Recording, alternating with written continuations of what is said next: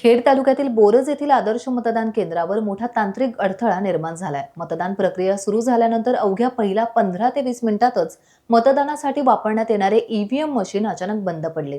त्यामुळे मतदानाची संपूर्ण प्रक्रिया ठप्प झाली आणि मतदानासाठी आलेल्या मतदारांना केंद्रावरच तासभर थांबावे लागले। ईव्हीएम मशीन बंद पडल्यानंतर संबंधित निवडणूक कर्मचाऱ्यांकडून तांत्रिक दुरुस्तीचा प्रयत्न करण्यात आला, मात्र मशीन सुरू न झाल्याने अखेर ते बदलण्याचा निर्णय घेण्यात आला।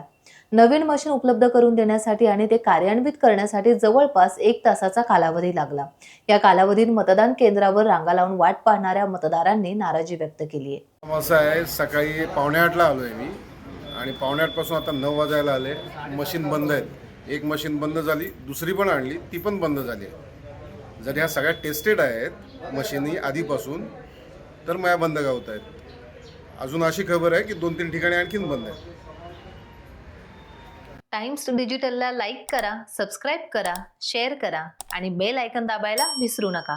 पाहत रहा टाइम्स डिजिटल।